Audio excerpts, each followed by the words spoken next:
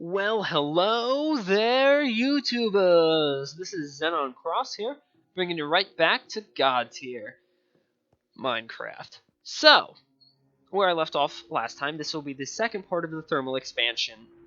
Go. Now, for thermal expansion, basically the next thing you need to do is, you got your pulverizer, you got your redstone furnace, which is basically about all you need. But there's some cool little nifty things about the redstone furnace that you might not have known before.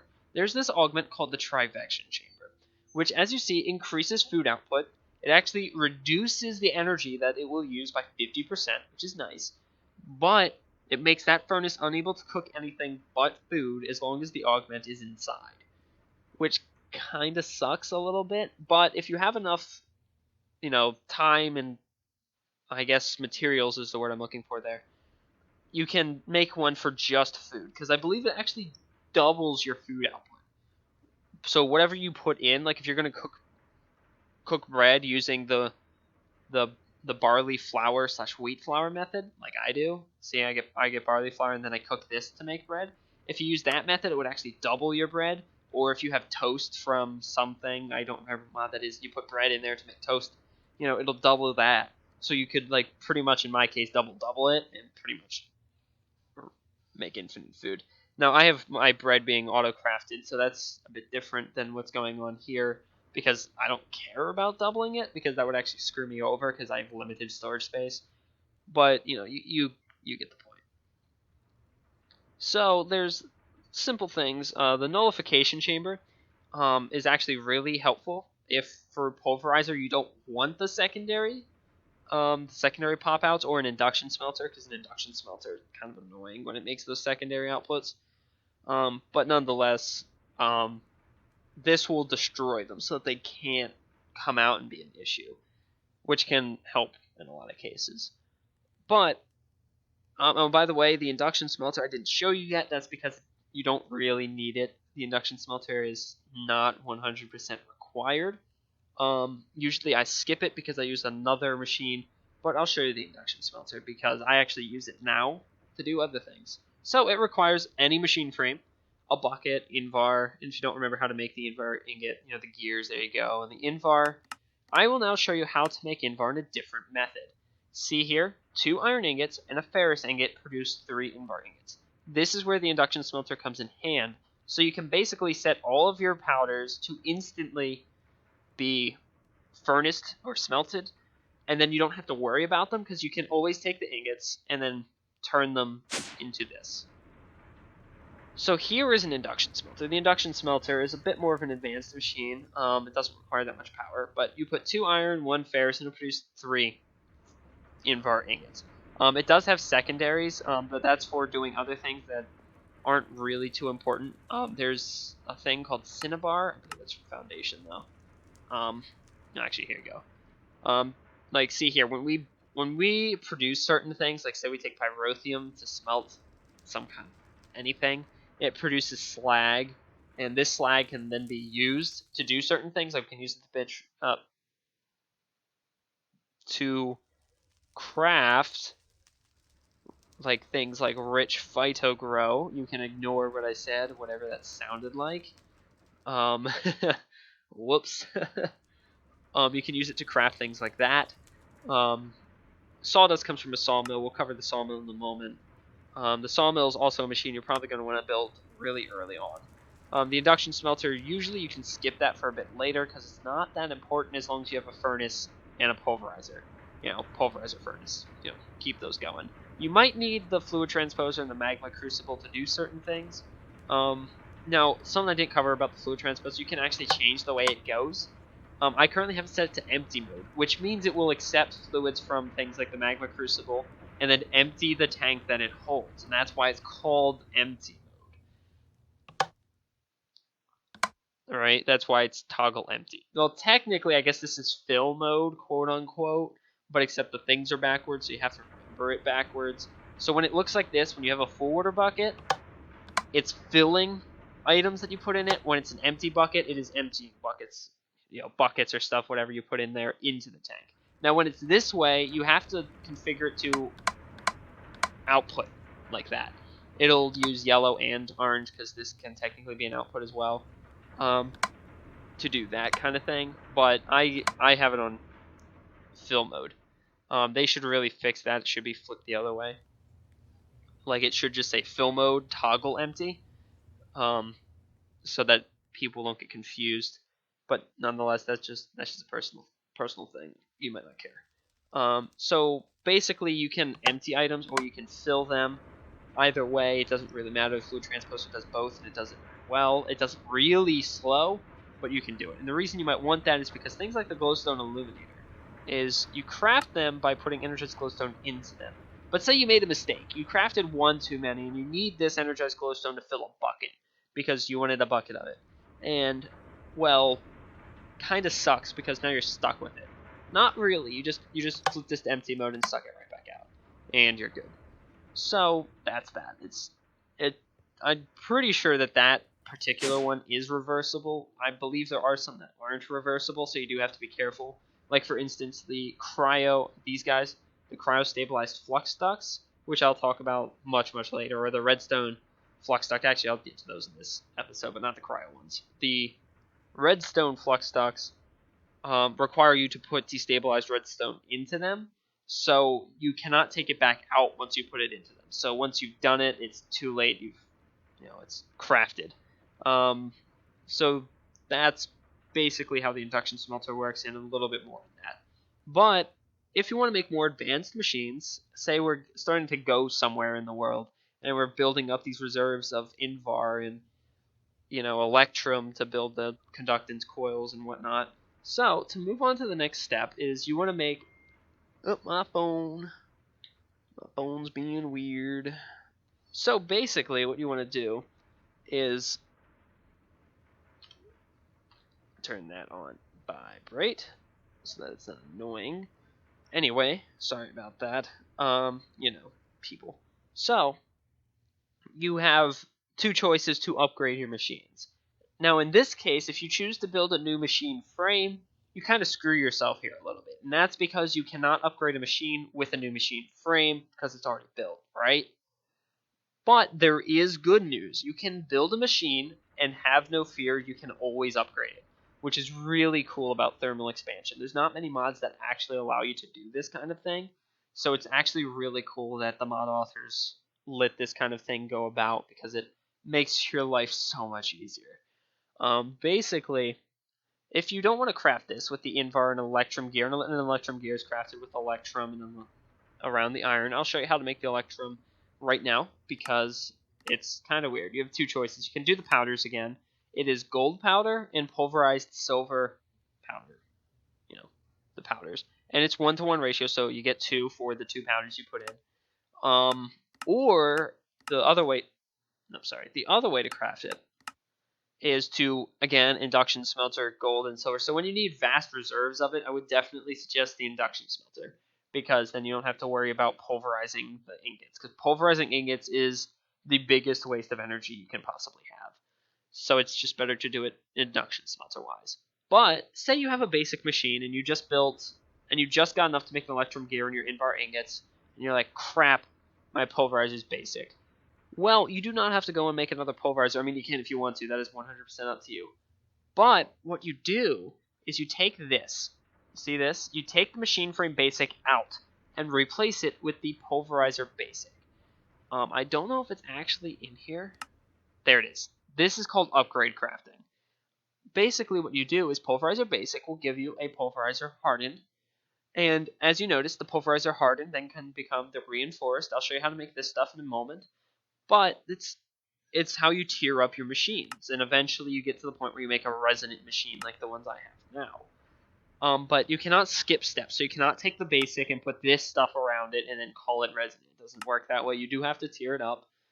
So you have to go one step at a time, which I guess kind of makes sense. You can't jump to level 30, You gotta level up your Charizard, dude. You gotta level it up one by one.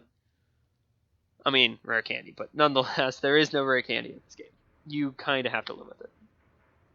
So what you do is, you tear it up, and say you got the hardened one. What does this get you?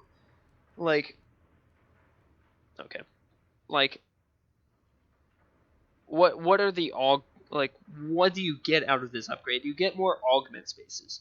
The basic has no augment spaces where you can put anything for machines. The dynamos are different. The dynamos automatically get 3 free slots to put on whatever you want. But the machines, they don't get any. They only get the redstone one, the automating one, and the I can't remember what the other one was, to do that kind of stuff. They don't actually get a hold of this, of like your speed upgrades, because you can actually use speed upgrades on these guys too. Things I have, the secondary reception coil, as you can see here, 2 times speed, but they require more energy, up to the point where they'll get to 8 times speed, but 20 times the RF that they used before. So that's why you want to tier them up, because remember, you have to install every augment previous to the next one to get the next one's bonus. So that does not mean if you take all of the augments out, even the automating ones, and put in the first one, the second one, and then a bunch and 4 of the third tier ones, it does not actually change anything. You can only put one of each in, so you can't make it like your dynamos produce I guess so it would be 16 times whatever. That's pretty crazy. But no, they can't do that. That's not allowed. So that's what the upgrading the machines is for, and that's why thermal expansion stays relevant into the late game, because the machines can be upgraded to be faster, and they can be really fast, really fast. But they're not they're not insta fast, but they're pretty close, So close enough that you won't have to mess with them too much. You might need more than one for your needs if you're doing bigger builds than I am. Mine's just all automated, so I just wait for it. I have to wait 10 minutes for some stuff, but nonetheless, if you want stuff faster, you can easily do it faster. So that's what upgrading the machines is for. So the next step is basically after that where you go to reinforced, right? Now this requires a bit more stuff. This requires either I'm only going to cover the hardened glass here. And the reason is because that's the one actually from thermal expansion, the one that you'd actually use if you only have thermal expansion. But I suggest using fused quartz, and that's because it's just 4 nether quartz being smelted into one glass in an alloy smelter. It's a bit cheaper than doing it this way. Hardened glass requires you to pulverize obsidian. For every obsidian block you pulverize, you get 1 pulverized obsidian powder, or however else you did it through any other mod. You then either induction smelt it. You don't have a choice. You induction smelt it through a lead ingot or the pulverized lead, and you get hardened glass. You get 2 per construction. You can use the alloy smelter as well, but it costs 8 instead of 4, so it's better to just use the induction smelter. You can actually apparently molten lead and put obsidian using Tinker's Construct and get hardened glass, which is actually pretty nifty. I didn't know you could do that. That's swell. But as you notice, it costs 4,000 RF to make 1 piece of glass. So it's a little expensive early, but will benefit you greatly. Next is this stuff called Signalum. Signalum is also pretty hard to get. You also have a chance to make it through the blend or not. I suggest to not make it through the blend because it's convoluted. You have 2 copper, pulverized powder, however you want those. 3, I'm sorry. And then silver. But that's not all. You have to put in a bucket of destabilized redstone to turn those powders into signalum. So I don't suggest making it that way. I suggest making it more or less along the lines of the alloy smelter. And that's because, as you can see here, it's way easier to understand. It's just 3 copper ingots, 1 silver ingot, 10 redstone, and then off you go and you got signalum. And it's 4 per. As you can see, I'm now AFK because I've been sitting in menus forever. But there's that. That's basically signalum. Now, finally, the hardest one to get is what if you want the resonant machine? This guy. And this keeps shifting in and out. It's confusing me, so sorry if I stumble in there for a little bit. Obviously, you need the previous machine or machine frame. Silver, silver's easy to get. Well, I mean, quote unquote, you mine it. But you need Enderium. Enderium is probably the most expensive thing there is. I'll show you how to use the alloy smelter first. The alloy smelter is 2 ender pearls, 2 Enderium base, and pyrotheum dust. And now that's 2 things I haven't showed you how to craft yet. And if you know anything about ender pearls, unless you have a an Enderman farm, you're going to be farming those things by hand, and you're going to hate yourself unless you've killed the end dragon. And you don't want to have to kill the end dragon to make Enderium, and that's because odds are you probably aren't advanced enough to actually kill the end dragon with ease. Though in theory, since you can do it with vanilla diamonds and stuff, you probably are more than advanced enough to just go kill it if you felt like it and just keep going in and out. But nonetheless, you can set up an Enderman farm for those. Pyrotheum dust is crafted through blaze powder. You know how to get blaze powder. You go kill blazes for blaze rods in the nether, and you craft those into 2 blaze powder apiece. You then get sulfur, which you mine from sulfur ore in the world. Coal powder or pulverized coal, which you get from pulverizing coal, 1 coal to powder, which is a kind of annoying because it's not as efficient as it should be. And then 1 redstone, and you get 2 pyrotheum per construction. So I guess that's pretty decent. Pyrotheum allows you to craft a lot of weird things, but most importantly, it's Enderium. Enderium is the one we're looking for. And then you have to have this thing called Enderium base. Now, to get Enderium base, as far as I know, you are 100% required the alloy smelter, and that's because I have that recipe enabled, which is annoying because I can't actually show you the other one because it won't work. Plus, I don't know it well enough to actually just go and do it, which is sad. I'm assuming you would just use the powders then in this case, but this one requires an alloy smelter, as you can see. It requires 2 tin, 1 silver, 1 shiny ingot. Right? Real simple, and you get, it's a 1-to-1 ratio, so you get 4 Enderium per. Enderium base, sorry, not Enderium. And then you basically then alloy smelt it again, and then you get 2, which is basically 1-to-1 for your pearls and your Enderium, and it's 1 to a half. It's 1 to 2 for pyrotheum dust, which is really good. Now, if you want to induction smelt it, you have to make Enderium blend. You still need the pyrotheum, but you need 2. Remember that you need 2 of this blend per thing to make it, so don't lose any. Pulverized shiny, pulverized tin, pulverized silver, and then resonant ender. Resonant ender comes from magma crystallizing ender pearls, or in my case, ender lily seeds, because I have extra utilities. And then you can fluid transpose it into the bucket, and bam, resonant ender bucket. So that's how you do that. Now it's 250 millibuckets per ender pearl, which means you need 4 ender pearls per bucket. And don't forget, you still need 2 ender pearls to smelt the thing if you're going to do it alloy smelter wise. So this way it's 4. The other way is 2, but this way will give you 4, I believe, per. So it should be 100. Darn it, I lost it.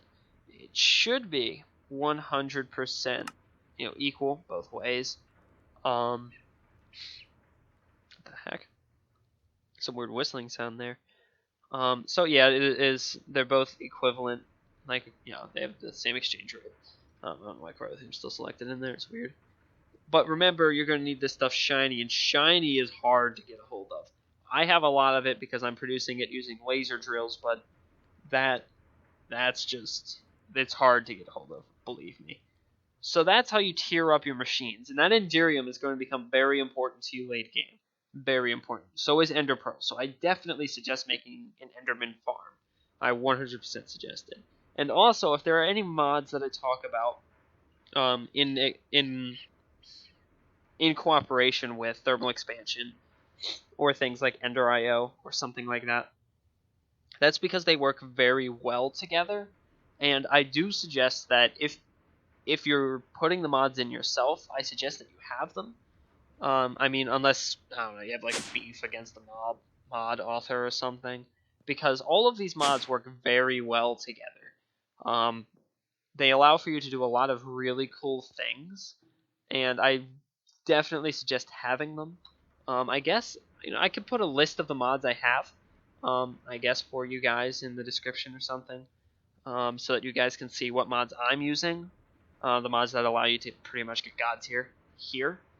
I'm not going to give you the mod pack though, because I put it together myself and my friends downloaded it themselves, and that's because a lot of the mod authors request permission, and I don't want to have to go and ask all 100 some mod authors permission It's technically not 100 mods, only like 40 mods, but I don't want to have to go and ask them all and then wait weeks for a response, and then they might say no, which would suck on top of that. But you know, you get the point. So, what does this get you really? Really, a lot, because without those specific blocks, I'm actually going to show you how to make fused quartz right now instead, because a lot of them require things like that.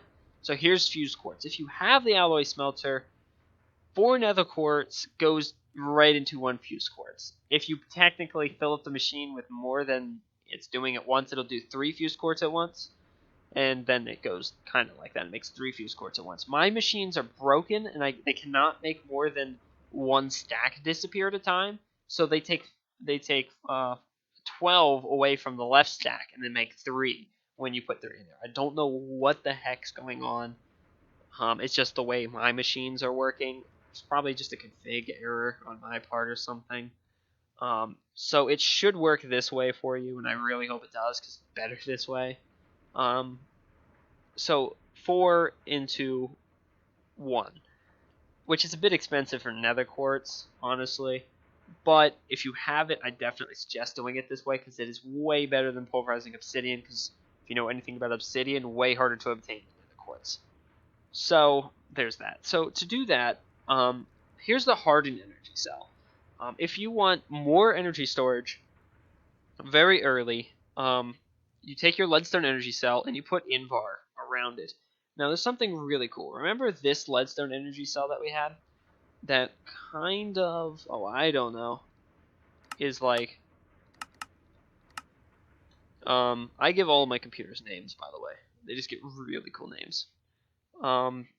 Usually they're like, later I'm going to have a computer named Bob. I don't have Bob ready yet. I'm actually building Bob.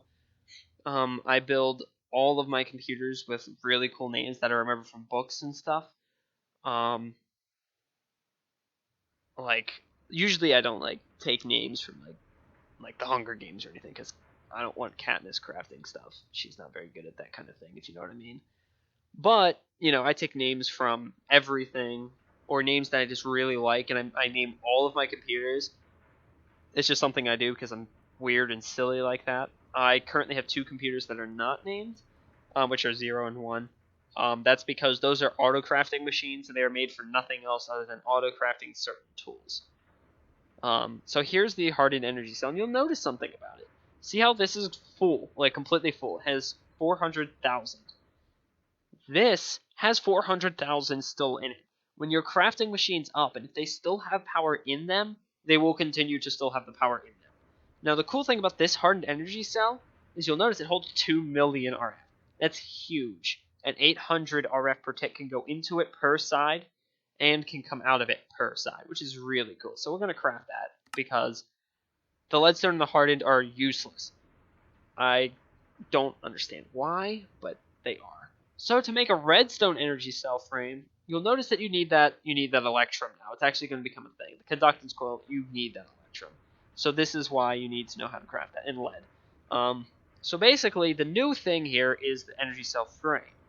But trust me, learning this is totally worth it, because it holds 20 million RF and allows 8,000 in, 8,000 out. Way better. So to build that, you'll notice that you need to put 4,000 millibuckets, which is 40 little redstones being smelted, by the way, in the magma crucible. Fluid transpose 4,000 millibuckets of destabilized redstone into the energy cell frame that is empty. To craft this, you need that fused quartz or the hardened glass, electrum, and a diamond. So you're going to start needing diamonds for the higher tier stuff. So don't go wasting it on your armor or your tools, or else you're not going to be able to do this stuff. You're going to have to go mining an awful lot. So that's basically that step. And then you fill it and you get the redstone energy cell. Totally worth it. But what if we have that in Derium? What if we can craft an awful lot of it? You can make the final step, make the resonant energy cell. The resonant energy cell can be created 2 ways. You can build it this way, which you take an energy cell and you just put Endurium around it and just get the resonant energy cell. I suggest this method because it's way easier to just remember, and plus you're probably just going to have a ton of redstone energy cells as like a giant battery bank or something set up. So might as well just upgrade it this way, because then they retain their value of charge. They'll So if you have the full to go 20 million, it'll already be 20 million full of 80 million. And now these allow 32,000 in and out per tick, per side and out. So it's really good. Like, these are really good. Now, if you want to build it the other way, basically what you do is you can actually take the frame that is full and put Endurium around it instead, or you can put Endurium around the empty one and then fill that one with the destabilized redstone.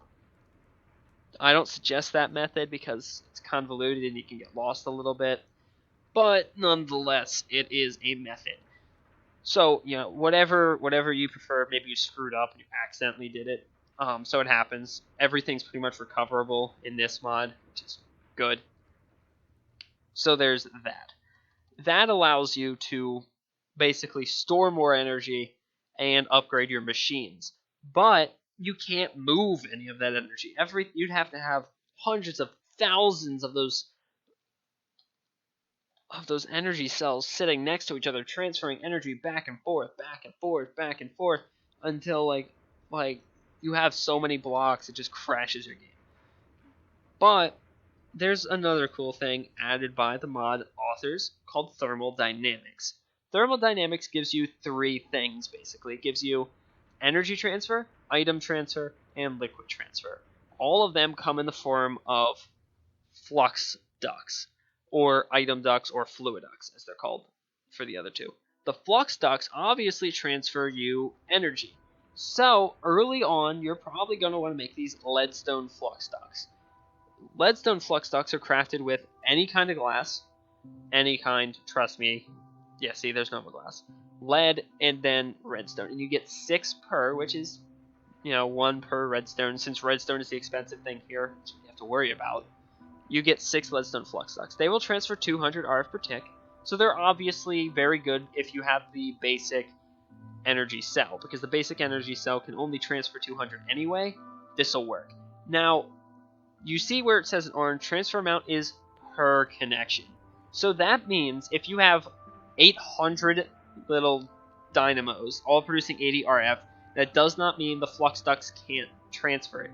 They can transfer it because it's only 80 RF per connection. But whatever's receiving it has to be able to accept 80,000 times 80 RF per tick. You know what I mean?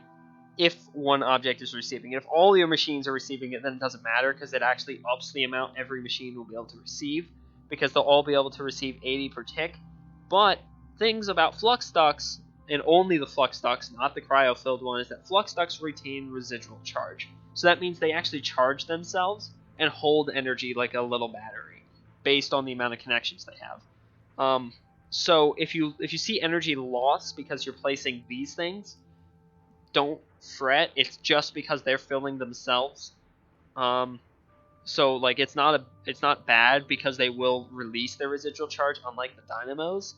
So you don't have to worry about it. There is no loss, and there's also no loss. So regardless of how long your cables get, like as you see, my cables go all the way up like 7 floors, and there is no loss, 100% no loss. The next step is the hardened ones. You can upgrade them in 2 methods. You can do it with Invar ingots and redstone, Invar nuggets, or you can do it with the Invar ingots and redstone. I suggest this method. Not because it's cheaper. I'm very sure they cost exactly the same. It's just that this is way faster. And why in the world would you not have 3 leadstone flux ducts? You probably just crafted them to make the hardened ones, so just do it this way. But if you can, skip that, because they are 100% useless. You want to make the redstone energy flux ducts, because as you can see here, 8,000 RF per connection, way better. Basically, same method as before. You have to fluid transpose destabilized redstone into them. Kinda sucks, because you're going to need a lot of redstone, but I guarantee you, if you have a fortune pick, or a hammer, if you have Tinker's Construct or whatever you're using to mine, you'll have the destabilized redstone you need.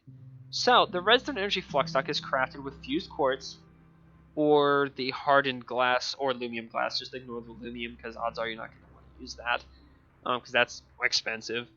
And then electrum, and you get 6 per, which is pretty efficient for that. And you get 6 of these energy flux ducts. You then fill them 200 millibucks per, 2 redstone, 2 little redstone dusts per flux duct. to get these, the redstone energy flux ducts. I have, I don't think, oh, here they are. I have them transferring energy currently. So as you see here, here's the redstone energy flux duct. This will be the same for the hardened and the lead ones. It's just that I'm using this one to show you because the other ones are so worthless, I don't even want to craft them. Like, they're worthless. They actually look pretty cool as a block, so they're not too ugly to be running across your base. So this is transferring 8,000 RF per tick, which is why it's 8,000 RF per tick down. So don't just ignore that if they're showing 8,000 RF per tick down. It's because they're charging machines. So I'm powering autonomous activators here, which I'll get into later because autonomous activators are kind of useless except for automation. And I want to show you automation of advanced mechanics like this guy later. And that's because I'm going to say that you need applied energistics knowledge for me to show you automation. That's because without applied energistics, automation is not really worth it. And that's because applied energistics allows for a lot of automation on its own. So, you know, not to not to like make fun of any other mods or to make them seem bad. It's just that it's just better if you use applied energistics in my case because I know how to use applied energistics way better. But if there's another mod that you prefer to use for automation, go ahead and use it. They'll definitely work as long as they can get items in it. Like Buildcraft. Buildcraft can easy do it with chests and filters. But the reason I use it this way is because I can filter a lot easier than using Buildcraft filters because I have to filter in the pipes, and it's kind of annoying. But nonetheless, you can easily do whatever you need to do to make automation happen. But anyway, so as you can see here, the redstone energy flux ducts are transferring my energy from my giant energy conduit, which comes all the way down from the ceiling and goes all the way to the floor. I am actually missing some blocks. I'll have to fix that later. I didn't notice that. So, that's that. They can send energy from any machine to any other, from any source. So it has to be an energy cell or dynamo itself to an energy cell or to a machine. Machines do not transfer energy. That's just the way machines work. Now you have a choice. You can upgrade them to resonant flux ducts, which is pretty much the same in 1 enduring and 3 redstone to get 3. Now, this will give you 32,000 RF transfer per connection.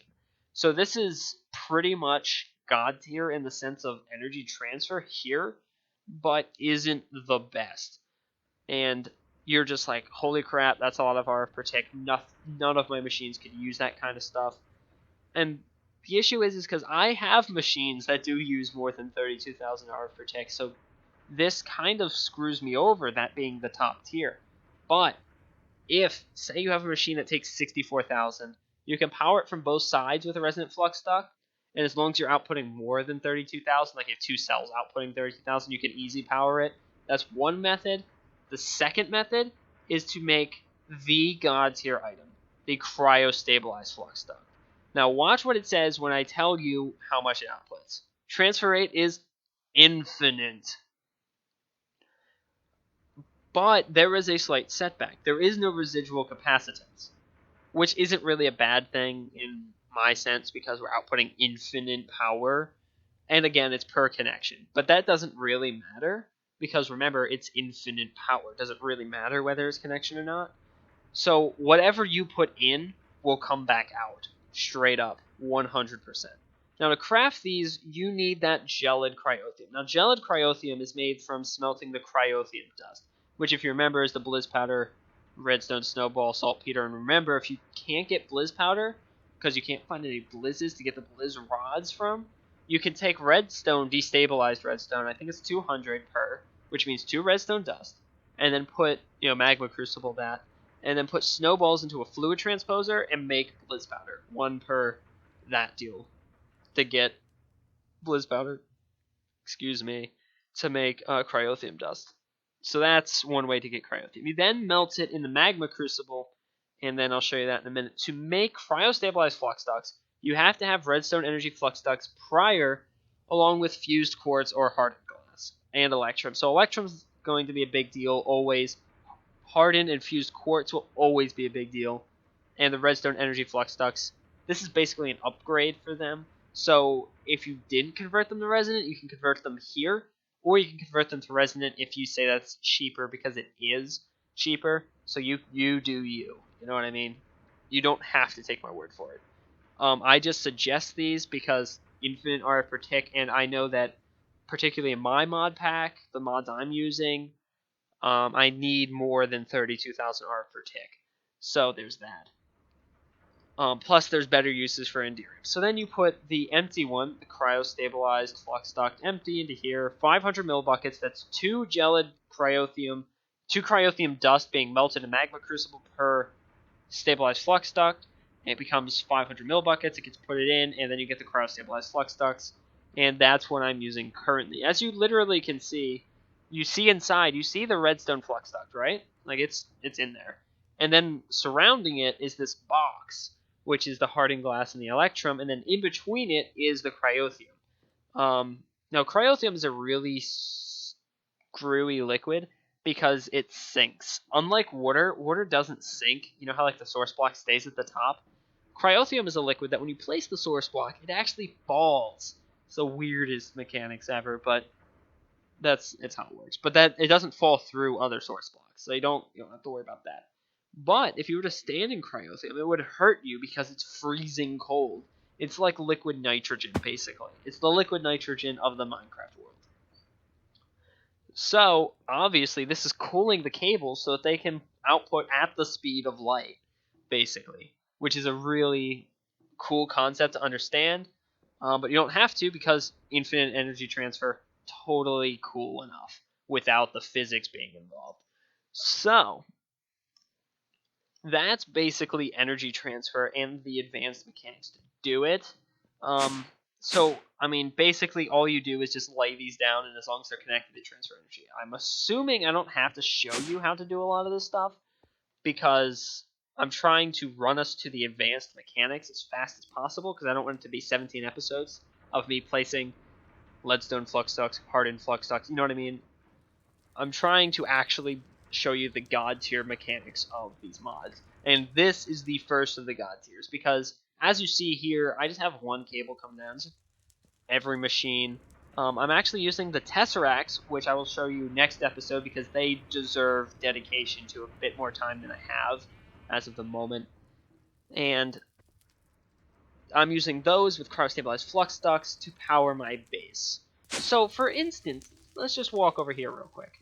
If you don't know anything about big reactors, do not be alarmed. I will show you big reactors in a different video for big reactors specifically.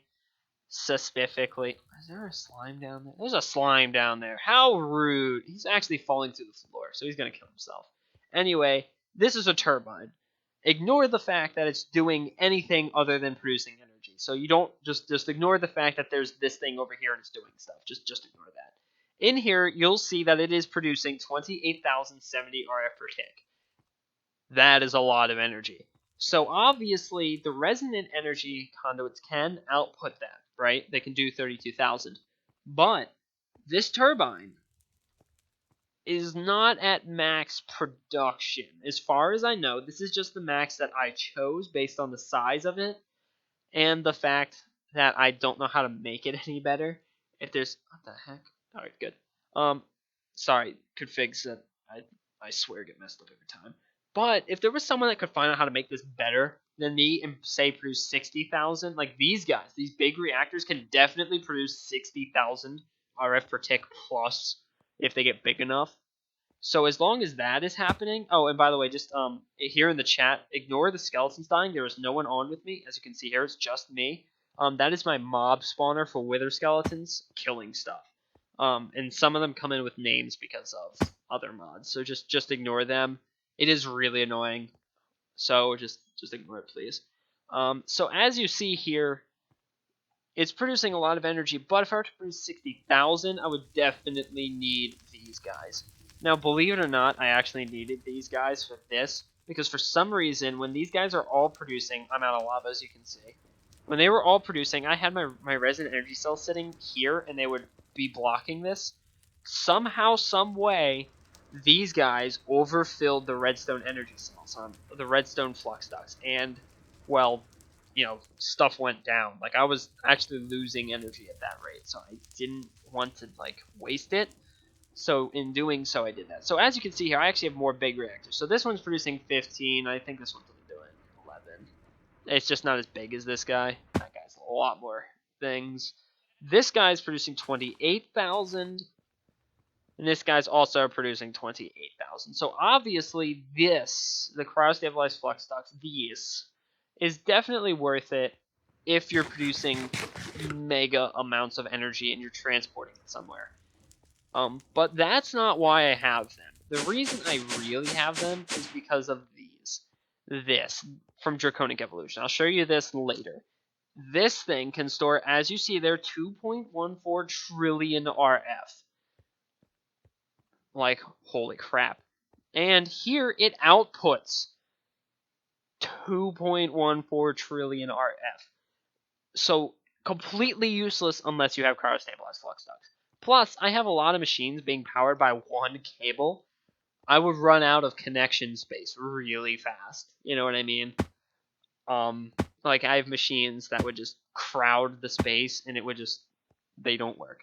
Same thing had happened before. I think it's just because my server doesn't have enough RAM because I'm running the server at the same time or something, maybe. But that's basically it. I'll show you guys how to use this in a much, much, much different episode because these are really big, really expensive, and really good. This is basically your god tier of energy storage. You don't need resin energy cells once you have these things. But if you can't wait for my episodes, obviously, there's plenty of people who have gone over it. Draconic Evolution is a very great mod, and I do suggest it. But of course, it is a little overpowered. Like, this armor pretty much makes me darn near invincible, and I'm only wearing the helmet and the boots. So, yeah, it's a little broken. So, you know, it's not for everyone. I completely understand. So I believe that is everything I will show you this video. I can show you some item ducts and some fluid ducts actually real quick. And that's okay. So basically, fluid ducts work like this. They transfer liquids, alright? Now this thing here, tesseracts can transfer all types of things. They can transfer energy, they can transfer items, they can transfer liquids. So obviously this is a bit of an issue, them being attached, but good news, tesseracts, you can control what they send and what they don't. So good news, that's not going to send water. But as you can see here, this is a super laminar fluiduct. So super laminar, I'm actually going to type in fluiduct because there's a lot of items there and it's kind of hard to tell them apart. So fluiducts, we have our basic temperate opaque, hardened, flux plated, and superlaminar. Superlaminar is the best. You go from hardened to superlaminar. Superlaminar has limitless transfer rate as long as it's pressurized, which means when it's filled.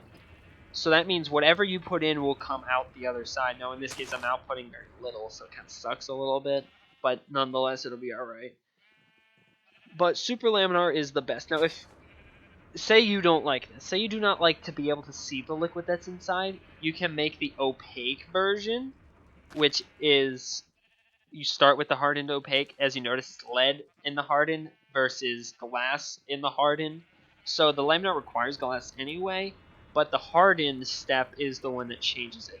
The temperate fluiduct is basically the one that you can't use if you're transferring cryotheum or lava or molten liquids. And that's because it's temperate glass. Like, your glass on in your house is temperate glass.